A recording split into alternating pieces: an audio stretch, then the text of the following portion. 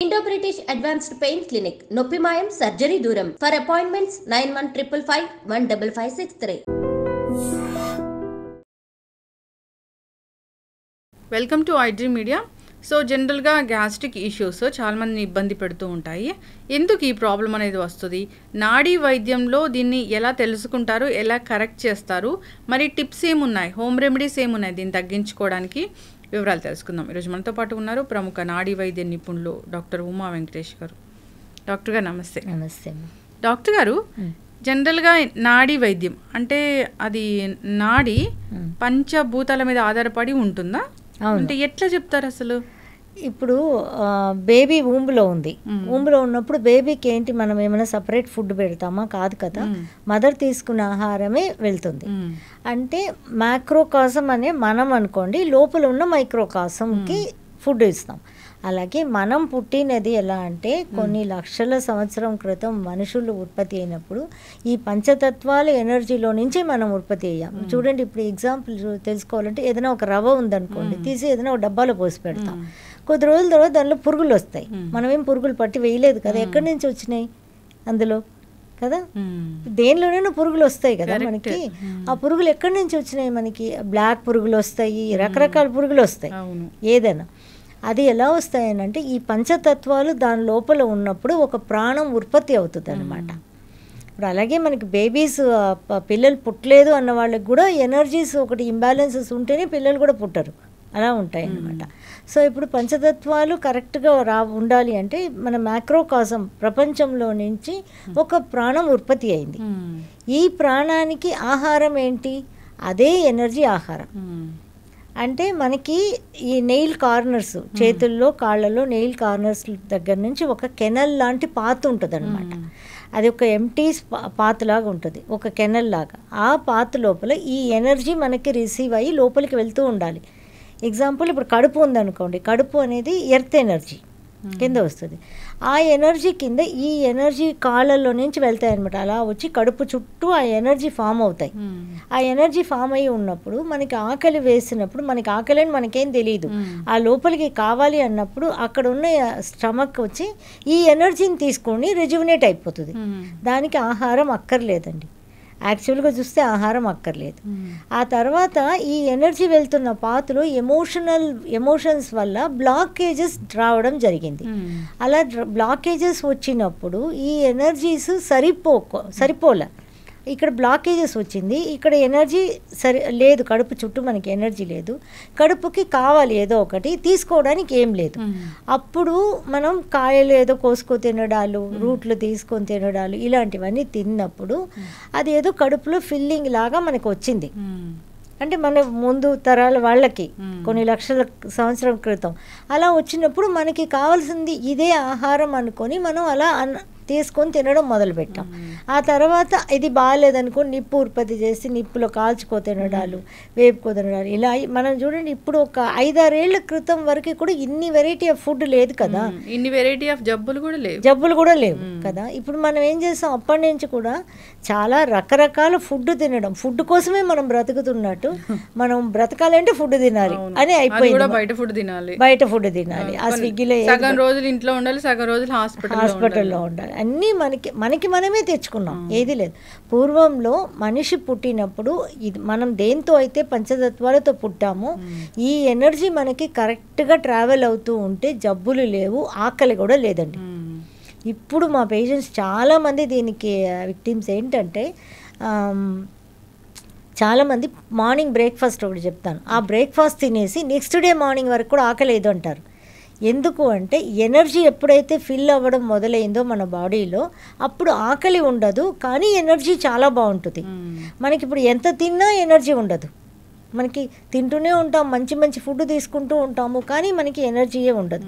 దానికి రీజన్ ఏంటంటే మనం తీసుకునే ఆహారం అంతా ఎనర్జీ లేదు కదా, కడుపులో నోట్లో వేస్తున్నాము. ఇది కడుపు అనేది కాంక్రీట్ ఫ్లోర్ లాగా ఉంటుంది. ఇప్పుడు దానికి మనం 3 ఎగ్జాంపుల్ తీసుకోవచ్చు. బంకమట్టి ఒకటి, బీచ్ సాయిల్ ఒకటి, మంచి సాయిల్ ఒకటి. ఈ బంకమట్టి క్లేని ఒక పాత్రలో పెడతాము, బీచ్ సాయిల్ని పెడతాము, మంచి సాయిల్ని పెడతాము. దీనిలో 3 ఒక్కొక్క గ్లాస్ నీళ్లు పోస్తే, బీచ్ సాయిల్లో పోస్తే అది దానిలో అతకదు వాటర్. మన బీచ్ సైడ్లో పోస్తే వెళ్ళి మళ్ళీ నీళ్లు మాత్రం పైకి వస్తాయి. మనకి మంచి మట్టిలో పోసామనుకోండి లోపలికి వెళ్ళి అబ్జార్ప్షన్ ఉంటుంది.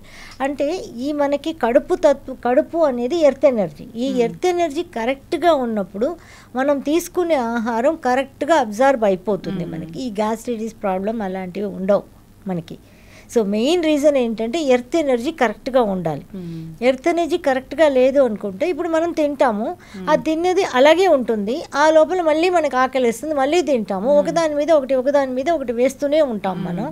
అది పొద్దున్న మనకి ఎలా బ్రెయిన్లో ఫీడ్ అయి ఉందంటే మార్నింగ్ బ్రేక్ఫాస్ట్ తినాలి, మధ్యాహ్నం లంచ్ తినాలి, ఈవినింగ్ స్నాక్స్ తినాలి, నైట్ డిన్నర్ తినాలి, మళ్ళీ మేల్కొని ఉన్నాం అనుకోండి 11ంటికి కూడా ఏదో తినాలి. సో ఇలా మనకి బ్రెయిన్లో ఫీడ్ అయి ఉంది.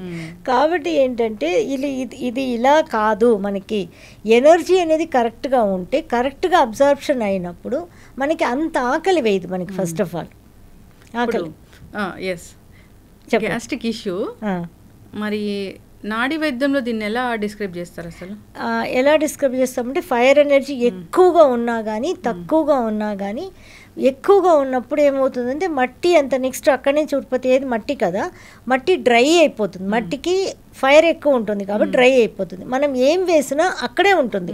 లైక్ మనకి ఇంట్లో మన నేల మీద ఏదైనా మంచి ఫుడ్ పడేసుకున్నట్టుగా లెక్క అనమాట. అలా పడేసుకుని ఉంటే మీరు ఎంత కాస్ట్లీ ఫుడ్ పడేసినా కానీ అది మట్టి పీల్చుకోదు కదా, కాంక్రీట్ ఫ్లోర్. అలా మన కడుపు పీల్చుకోదు. మళ్ళీ దాని మీద మనం వేస్తూనే ఉండేటప్పటికి ఫుడ్ ఇక్కడ గ్యాస్ అనేది ఫామ్ అవుతుంది. అంతే కదా, మన ఇంట్లో కూడా ఏదైనా ఒక డస్ట్బిన్లో ఏదో ఉంది చెత్త, అది 4 రోజులు తీయలేదనుకోండి దానిలో నుంచి గ్యాస్ ఫామ్ అయిపోతుంది కదా, దాని మీద మనం వేస్తూనే ఉన్న ఏదన్నా ఒకటి.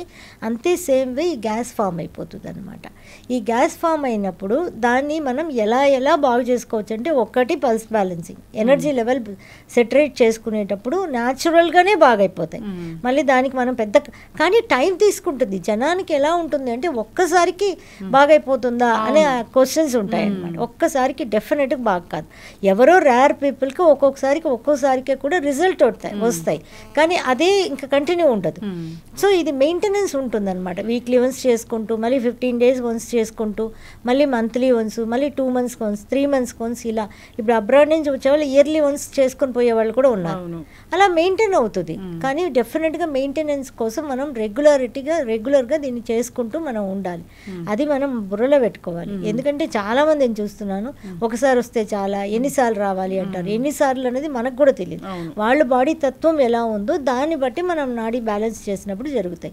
దీనికి స్మాల్ రెమెడీస్ అని అంటే ఏం చేసుకోవచ్చు అని అంటే, ఇప్పుడు వాటర్ ఎలా తాగాలి అంటే, మనం ఎంత ఉన్నామో వెయిట్, ఇప్పుడు నేను 50 kgs, నేను 2.5 liters ఆఫ్ వాటర్ తాగాలి నా బాడీకి. సో అది ఒక్కసారి కూర్చొని అలా గబగబా తాగేయడం కాదు కదా, మామూలుగా రోజంతా తాగాలి. ఈ గ్యాస్ ఫామ్ కాకుండా ఉండాలి అంటే ఈ మట్టి ఉంది కదా, ఈ మట్టిని స్ట్రెంగ్తన్ చేయడానికి ఎరువు లాంటి వాటర్ పోయాలి ఫస్ట్. ఇదేంటంటే జీలకర్ర ఒక 3 స్పూను, వాము ఒక 3 స్పూను, అండ్ అదే సోంపు ఉంటాయి కదా, సోంపు ఒక 3 స్పూను, మళ్ళీ వచ్చి సిన్నమన్ రౌండ్ స్పైరల్గా ఉంటాయి కదా, అది కొంచెం అంత పీసులు తుంచి వేసేసి నైట్ వాటర్లో వేసి మరిగించి పెట్టేసేసి నెక్స్ట్ డే మార్నింగ్ లేవగానే కావాలనుకుంటే గోరువెచ్చ చేసుకొని తాగొచ్చు, లేదంటే అలా కూడా తీసుకోవచ్చు. ఆ వాటర్ నైట్ అంతా దానిలో నాని ఉంటుంది కదా, ఆ వాటర్ని మార్నింగ్ ఫస్ట్ లేవగానే ఆ వాటర్ తీసుకోవాలి. ఆ వాటర్ తీసుకునేటప్పుడు ఈ గ్యాస్ట్రైటిస్ ప్రాబ్లం తొందరగా పోతాయి. తర్వాత ఆ రోజంతా కూడా అదే వాటర్ని 2.5 liters చేసి పెట్టున్నాం కదా, అదే వాటర్ నైట్ లోపల అదే తాగుతూ ఉండాలి అనమాట. తాగుతూ ఉంటే ఈ గ్యాస్ట్రైటిస్ ప్రాబ్లం అనేది చాలా వరకు తగ్గుతాయి. ఇంకేంటంటే ఒక చాలా బ్యూటిఫుల్ అయిన టిప్ ఏంటంటే, 2 బియ్యం గింజ, మనం అన్నం వండుతాం కదా పచ్చి బియ్యం, ఆ 2 బియ్యం గింజ ఒక చిన్న డబ్బాలో పోసుకొని 2 బియ్యం గింజ గంటకి, మళ్ళీ ఇంతంత వేసుకోకూడదు బియ్యం, 2 అంటే 2. సో 2 నోట్లో వేసుకొని బాగా నవిలేసేసి మళ్ళీ కొంచెం వాటర్ తాగేయడం గంటకి చేస్తూ ఉంటే ఎంత గ్యాస్ట్రైటిస్ ప్రాబ్లం అయినా, ఎంత అసిడిటీ అయినా కంప్లీట్ నార్మల్కి వస్తాయి. ఇదైతే చాలా ప్రూఫ్ ఉంది మాకు. బియ్యం గింజలు గంటకి 2 మాత్రమే తీసుకోవాలి, అందరూ కూడా గుర్తు పెట్టుకోవాలి.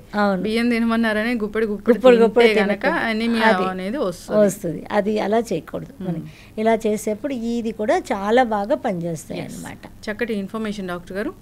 ఏదైనా ఒక ప్రాబ్లం వచ్చింది మన బాడీకి అంటే అది ఎనర్జీ ఇష్యూ అయి ఉంటుంది నాడీ వైద్యం ప్రకారము. ఏ ఎనర్జీ ఎక్కువ ఉంది దాన్ని ఎట్లా కరెక్ట్ చేయాలి అనేది నాడీ వైద్యంలో చెప్పబడి ఉంది. ఆహార నియమాలు చెప్తారు. సో పూర్తిగా బాడీని హీల్ చేస్తారు, కరెక్ట్ చేస్తారు. చక్కటి ఇన్ఫర్మేషన్ అండి. ఇబ్బంది పడుతున్న వాళ్ళు ఒకసారి కాంటాక్ట్ చేయాలని కోరుకుందాం. ధన్యవాదాలు డాక్టర్ గారు. Thank you.